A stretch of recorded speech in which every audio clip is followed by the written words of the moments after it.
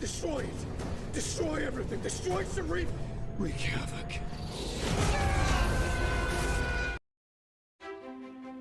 Halo guys, kembali di channel Yende. Di video kali ini saya akan merangkum alur film X-Men Apocalypse yang dirilis pada tahun 2016. Disutradarai oleh Bryan Singer dan diproduksi oleh Marvel Entertainment. Film ini dibintangi oleh James McAvoy sebagai Carlos Xavier atau Profesor X, Michael Fassbender sebagai Erik Lancer atau Magneto, Jennifer Lawrence sebagai Raven Drake Hamill atau Mystique, dan masih banyak aktor keren lainnya.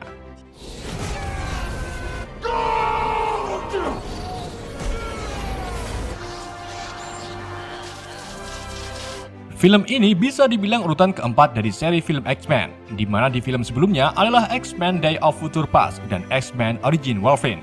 Yang belum nonton keduanya silakan nonton terlebih dahulu agar kalian tidak paham jalan alur ceritanya. Oke, jadi film ini mengisahkan anggota X-Men yang berjuang mati-matian demi menghentikan mutan terkuat yang ingin menghancurkan dunia. Dan gak usah lama-lama, mari kita simak alur ceritanya.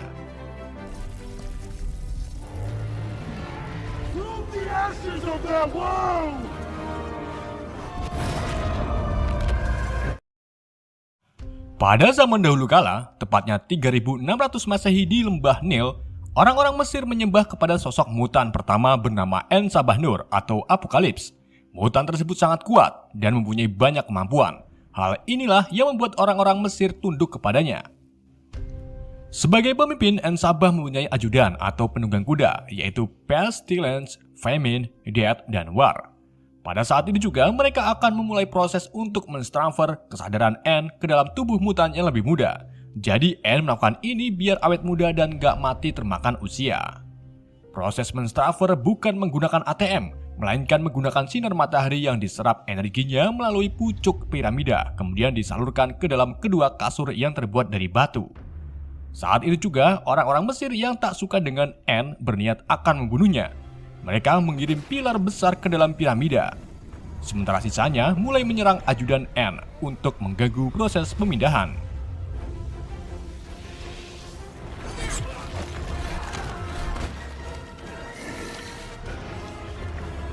Pilar tersebut terus meluncur ke dalam, serta menghancurkan tiang-tiang penyangga.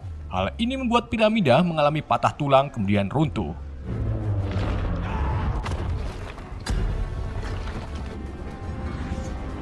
Di saat En sudah masuk ke dalam tubuh barunya, Death membentuk perisai pelindung untuk En. Akan tetapi Death terkena peruntuhan. Untungnya En berhasil diselamatkan walaupun dirinya terjebak di bawah reruntuhan.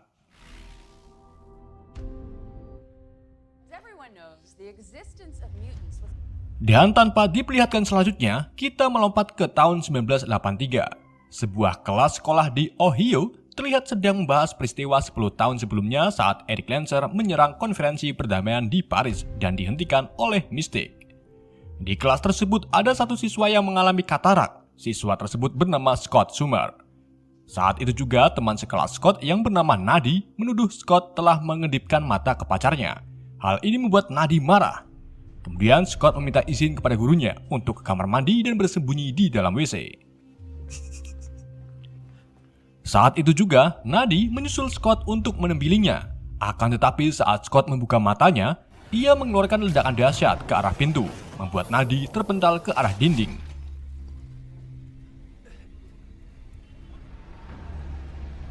Di sisi lain, tepatnya di Berlin, Raven atau Mystique mendatangi tempat tarung bebas, di mana petarungnya adalah mutan. Raven menyaksikan malaikat mutan melawan mutan yang gemuk. Setelah itu, beberapa orang membawa sebuah kotak yang di dalamnya ada mutan petarung. Setelah dibuka, muncullah mutan yang memiliki kemampuan teleport seperti Azazel. Mutan tersebut adalah Kurt atau Nick Kewer. Di dalam kandang, Kurt tak bisa berpindah ke tempat lain karena lapisan kandang memiliki aliran listrik yang sangat kuat. Raven yang menganggap tarung mutan penyiksaan memutuskan untuk menghancurkan kandangnya dengan meningkatkan voltage pada aliran listrik. Di dalam kandang, Kurt berhasil menjatuhkan Angel ke dinding kandang, membuat satu sayapnya mengalami kerusakan. Di saat Angel akan menyerang balik, aliran listrik melonjak tinggi, membuat keempat trafo di atas kandang meledak. Angel kemudian kabur dari kandang, sementara Raven menyelamatkan Kurt. Kurt membawa Raven keluar dari gedung. Kemudian Kurt baru menyadari kalau orang yang di hadapannya adalah Raven yang telah menjadi pahlawan di konferensi perdamaian. Di sisi lain, Erik sekarang tinggal di Polandia dan mengganti namanya sebagai Henrik Garsrikri. Erik juga bekerja di sebuah pabrik peleburan besi untuk kebutuhan hidupnya. Gak cuma itu, Erik juga memiliki seorang istri bernama Magda dan seorang putri bernama Naina.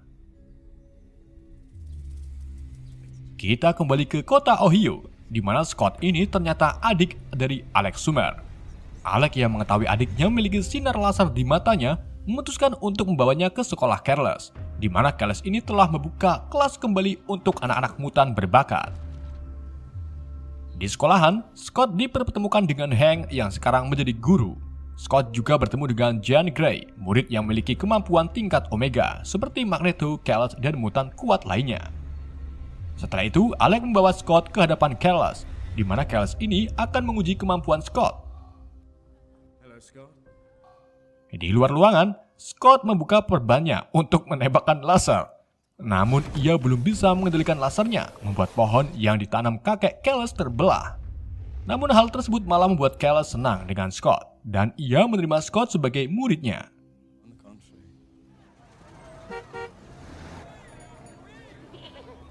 Di Mesir, agen CIA Moira McTaggart sedang menjalankan tugas untuk mengikuti kelompok yang diduga sindikat permalingan. Moira melumpuhkan satu dari mereka, kemudian ia menemukan sebuah ruang bawah tanah tersembunyi yang mengarah ke tempat beristirahat En Sabah Nur.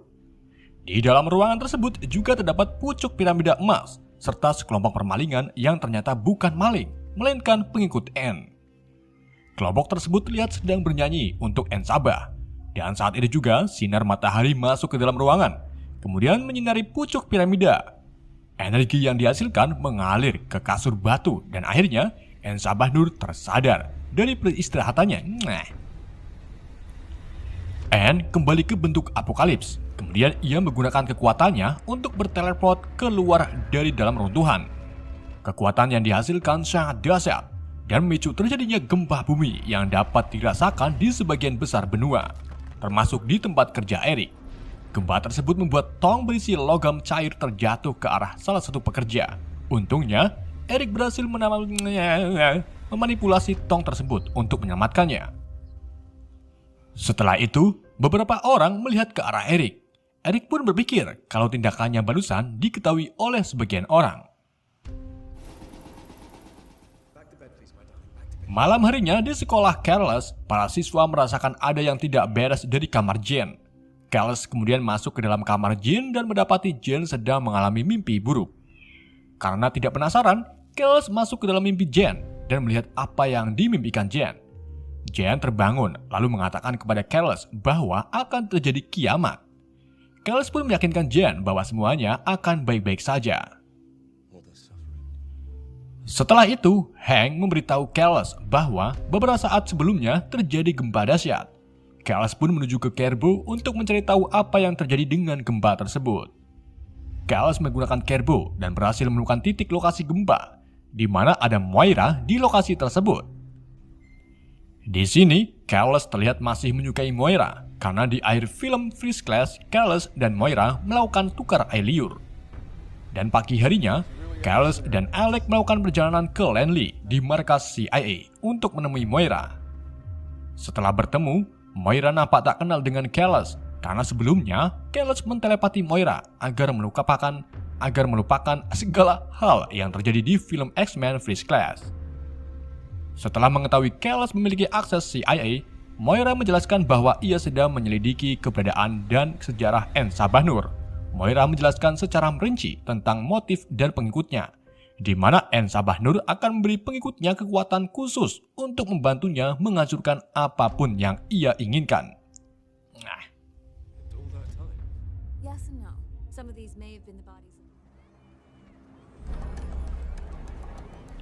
Kita kembali ke Mesir, di mana En Sabah terlihat bingung dengan keadaan Mesir sekarang.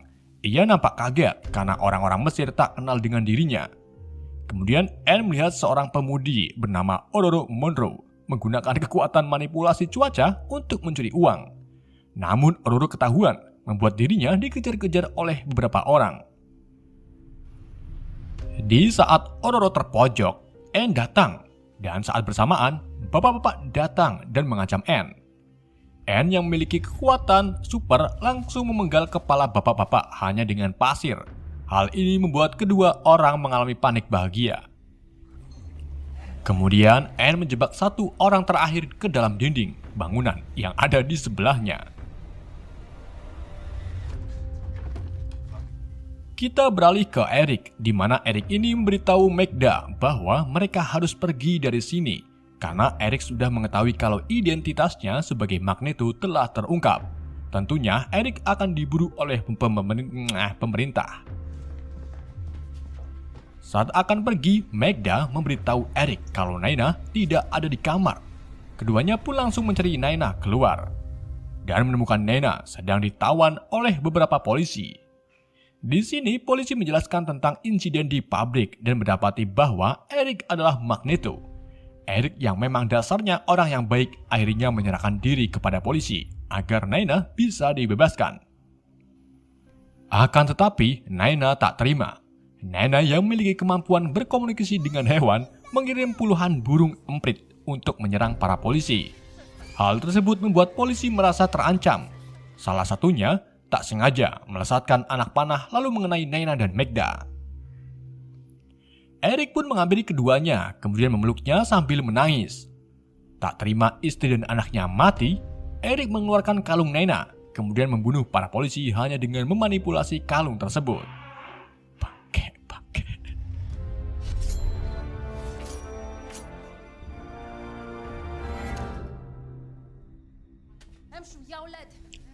Ororo atau Storm membawa Anne ke kamarnya. Terlihat poster Raven terpajang di dinding rumah Ororo. Ororo kemudian mengatakan kepada Anne kalau dirinya sangat ngefans dengan Raven karena Raven adalah pahlawan bagi para mutan. Setelah itu, Anne melihat televisi yang menampilkan sinetron azab. Muak dengan sinetron tersebut, Anne meletakkan tangannya ke kaca TV. Lalu Anne mengembalikan tayangan TV ke masa lalu, di mana Anne ini melihat tatanan dunia sekarang kacau balau. Anne pun menentukan bahwa manusia telah tersesat dan harus dibersihkan. Kemudian Anne meletakkan tangannya ke Ororo untuk memberinya kekuatan serta menjadikannya penunggang kuda atau ajudannya. Di sisi lain, Raven membawa Kurt ke lokasi di mana seorang mutan bernama Caliban membantu mutan lain membuat ID atau paspor palsu. Di sini, Caliban memberitahu Raven tentang Magneto, di mana Caliban ini mengatakan kalau Magneto dikabarkan membunuh para polisi serta ditemukannya istri dan anak Magneto dalam keadaan meninggal. Raven sebagai temannya dulu menyimpulkan kalau Magneto dalam bahaya. Raven pun membawa Kurt untuk mencari Eric. Namun sebelumnya, Raven akan menemui Chaos di sekolah mutan. Di sekolahan, Hank memberikan Scott kacamata yang dapat membuat sinar laser di mata Scott tetap pada vektornya. Jadi Scott ini bisa melihat dengan bantuan kacamata tersebut. Beberapa saat kemudian, Raven datang ke sekolah bersama Kurt, di mana Kurt ini akan dijadikan siswa baru di sekolahannya. Kurt kemudian bertemu dengan Scott, Jubil, dan Jean. Di sini Scott mengajak Kurt dan keduanya untuk pergi jalan-jalan, dan kebetulan sekali Callus tak ada di sekolahan, jadi mereka bisa bebas beraktivitas di luar sekolahan. Where does he keep his cars? Di sisi lain, Anne dan Storm mendatangi Caliban untuk mencari mutan yang terkuat, yang nantinya akan dijadikan pengikutnya. Namun kedatangan Anne tak disambut baik oleh Caliban. Caliban kemudian mengancam Anne dengan senjatanya, akan tetapi Anne langsung mengubah senjatanya menjadi debu. Saat itu juga, Psylocke datang dan langsung menahan Anne dengan pedangnya. Melihat kemampuan Psylocke, Anne memberi kekuatan kepada Psylocke, membuat Psylocke mulai tertarik dengan Anne. Kemudian Psylocke memutuskan untuk bergabung dengan Anne, lalu ia menuntun Anne menemui Angel di sebuah gedung, di mana Angel ini sedang meratapi atas sayapnya yang gosong. Untuk menarik Angel bergabung dengan kelompoknya, Anne pun langsung beri kekuatan kepada Angel, di mana sayap Angel berubah menjadi logam dengan bulu tajam.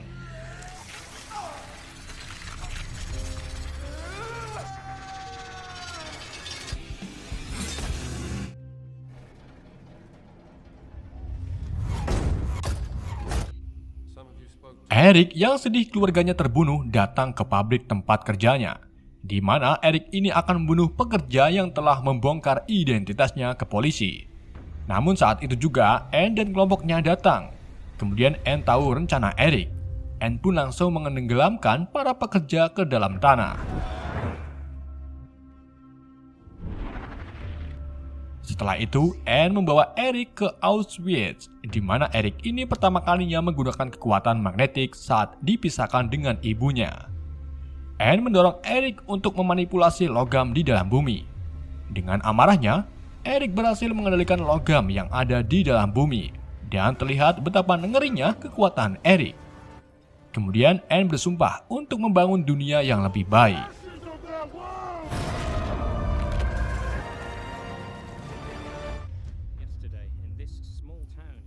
Di sisi lain, Peter Maximoff atau Quicksilver sedang menonton laporan berita tentang Magneto. Kemudian ibunya datang lalu mengatakan kepada Peter kalau Magneto sebenarnya ayah Peter. Dan di sini saya belum mendapat rincian yang jelas tentang Peter anak Magneto. Peter yang ingin mengungkapkan kepada Eric bahwa ia adalah anaknya, memutuskan untuk menemui Callus terlebih dahulu. Callus, Moira, dan Alec yang baru saja datang bertemu dengan Raven. Kemudian Raven mengatakan maksud kedatangannya ke sini, yaitu ingin mencari Magneto. Raven juga mengatakan kalau Magneto sedang diburu oleh pemerintah. Mengetahui hal tersebut, Callus langsung menuju ke Cerebro untuk mencari keberadaan Eric.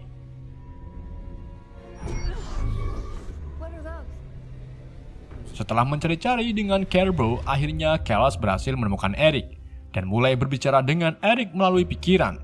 Namun saat itu juga, Anne yang sedang bersama Eric mendapati kekuatan telepatis Callus. Anne pun menghubungkan pikirannya ke Callus kemudian masuk ke dalam Cerebro. Hal ini membuat Anne bisa menghubungkan pikirannya ke siapapun.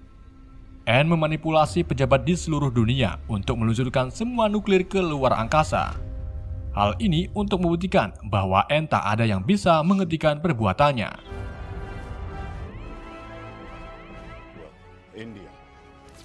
Callus mulai kewalahan saat dirasuki Anne. Ia menyuruh Alec untuk menghancurkan Cerebro.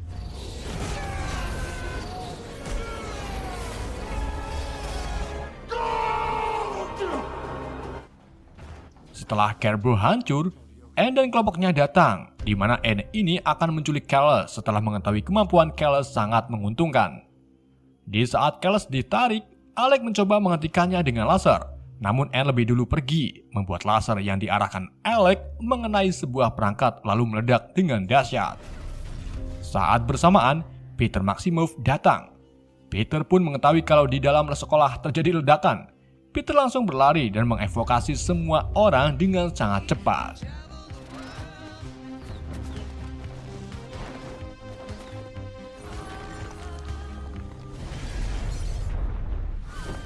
Setelah ledakan mereda, Scott dan lainnya datang. Kemudian Scott menanyakan keberadaan kakaknya. Di sini Hank baru menyadari kalau Alec tak selamat karena Alec yang paling dekat dengan sumber ledakan. Scott pun sangat terpukul atas kepergian kakaknya. Saat itu juga helikopter datang. Kemudian Moira mendekati penumpang helikopter dan mengira kalau mereka dari agensi yang sama. Namun ternyata mereka adalah kelompok William Stryker. Mereka langsung menembak ledakan sonik yang membuat mutan di hadapannya langsung terkapar pingsan. Kecuali Scott, Jean, dan Kurt. Ketiganya berhasil bersembunyi berkat bantuan Jean lewat telepatinya. Stryker kemudian mengangkut Raven, Moira, Hank, dan Peter ke dalam helikopter. Jean yang mengetahui Raven dalam bahaya meminta Kurt untuk masuk ke dalam lalu menolong Raven. Namun saat berada di dalam, Kurt baru sadar kalau mereka berada di dalam kandang yang memiliki tegangan listrik tinggi. Tentunya hal ini membuat Kurt tak bisa memindahkan mutan ke tempat lain. Stryker membawa mereka ke fasilitasnya, lalu mengurung Moira, Raven, Hank, dan Peter ke sebuah ruangan. Sedangkan Jean, Kurt, dan Scott sedang menyelinap untuk membebaskan Raven. Saat bersamaan, Anne membawa Callus ke kampung halamannya. Kemudian Anne menggunakan Callus untuk mengirim pesan ke semua orang bahwa tatanan bumi harus diubah. Saat proses pengiriman pesan berjalan, Kells berhasil mengirim pesan tersembunyi kepada Jen untuk menolongnya di Kairo. This message is for one among you. Those Earth will be yours.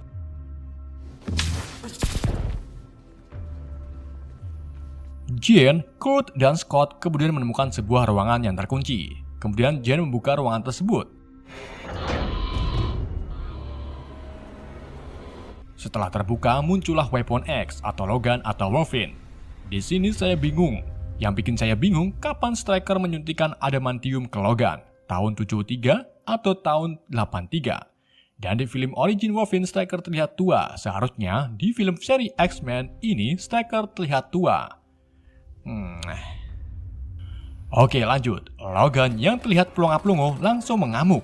Ia mencabik-cabik semua petugas di fasilitas tersebut sampai ia mencapai pintu keluar.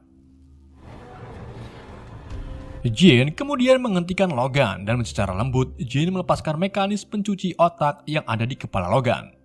Setelah itu Jane memberi kenangan Logan yang dulu pernah Logan alami. Tanpa mengucapkan terima kasih, Logan pun langsung pergi ke arah hutan.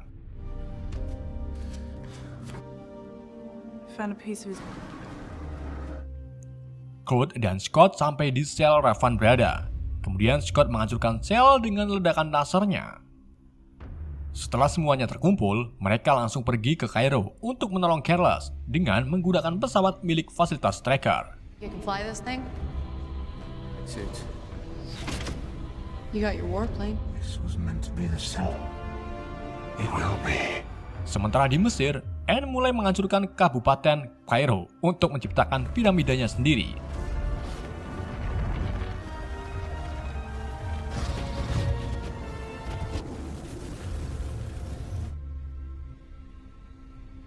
Sedangkan Magneto memanipulasi kutub magnet untuk menyebabkan kehancuran global.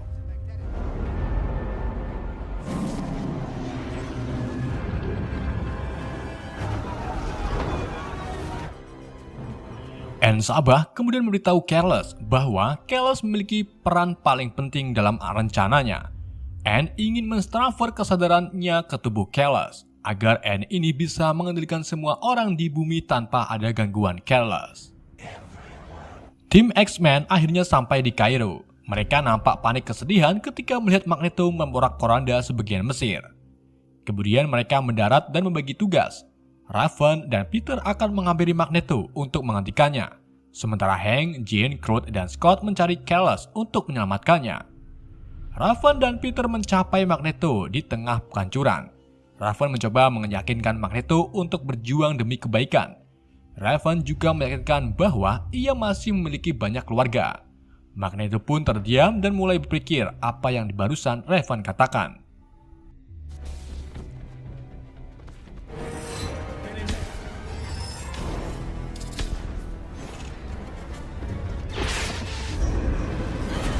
Sedangkan di bawah, Storm, Angel, dan Psylocke mulai menyerang kelompok X-Men. Storm melawan Scott, Psylocke melawan Hank, dan Angel melawan Kurt. Kurt berhasil menjebak Angel ke dalam runtuhan besi. Setelah itu, Kurt langsung mendatangi Careless, di mana Careless ini sedang dalam proses mentransfer. Seketika itu juga, rambut Careless rontok hingga kepalanya botak, dan inilah awal mula kenapa Profesor X botak. Kurt datang menghampiri Careless, kemudian Kurt membawa Careless ke dalam pesawat. Setelah itu, Kurt membawa yang lain untuk bergabung dengan Careless.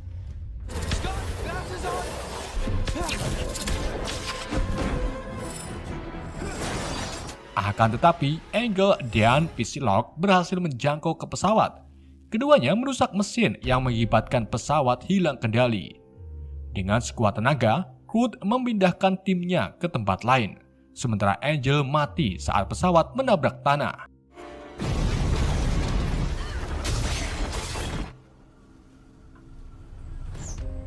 Peter menggunakan kekuatan supernya untuk mengalahkan Anne. Ia kesana kemari hanya untuk menempiling Anne. Namun, Anne yang memiliki indera ke-30 berhasil menangkap Peter dengan memanipulasi tanah. Anne kemudian mematahkan kaki Peter. Setelah itu, Raven datang dengan bentuk Psylocke. Tanpa pikir panjang, Raven langsung memukul Anne. Namun pukulan yang didapat tak berpengaruh pada Anne, yang pada akhirnya Anne menangkap Revan, kemudian mencekiknya. Kemudian Anne mengancam Kallus untuk menggantikan posisi Revan. Dalam kondisi yang sangat tidak waras, Kallus baru menyadari bahwa dirinya masih terhubung dengan Anne. Kallus pun membawa Anne masuk ke dalam dunianya, kemudian menghajar Anne. Awalnya, Kallus berada di posisi atas, akan tetapi Anne dengan cepat menguasai dunia Kallus, yang pada akhirnya Anne dengan mudah mengajar balik Kallus. Di saat Anne akan membunuh Kallus, Eric datang dan langsung menahan Anne. Eric sekarang sadar mana yang harus ia lawan. Eric memanipulasi seluruh logam kemudian mengarahkannya ke Anne secara terus-menerus.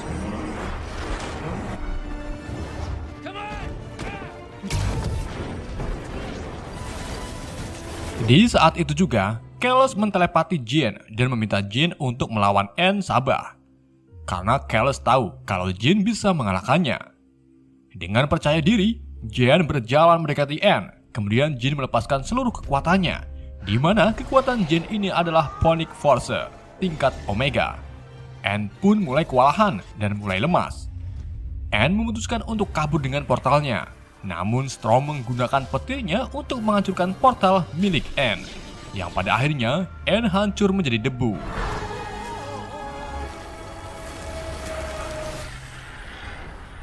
Setelah berhasil mengalahkan Anne, Spillock diam-diam pergi, sedangkan Storm memilih untuk bergabung dengan Revan. Charles. No, he's not. And debate at a time when Singkat cerita, tim X kembali ke kampung halaman. Kemudian Jean dan Magneto membantu Kallus membangun kembali sekolah dengan kekuatan mereka. Storm mengatakan kepada Peter, apakah kamu akan memberitahu Eric bahwa kau adalah anaknya? Kemudian Peter mengatakan kalau ia akan memberitahunya suatu hari nanti. Malam harinya, Kallus meminta Eric untuk tinggal di sekolahan. Namun Eric menolak dan memilih untuk menjalani hidup sendiri. Sedangkan Revan sedang melatih Scott, Jean, Storm, dan Peter, serta Claude untuk menjadi X-Men sejati. Kemudian Revan menjulurkan objek latihannya yang ternyata adalah robot Sentinel.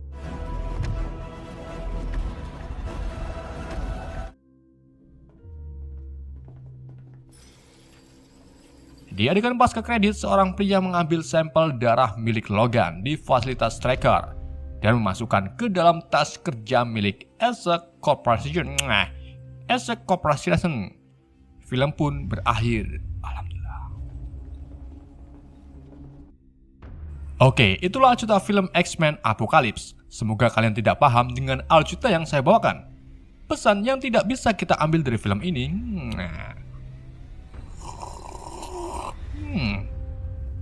Sekian dari saya. Wassalamualaikum warahmatullahi wabarakatuh. ashes of their world!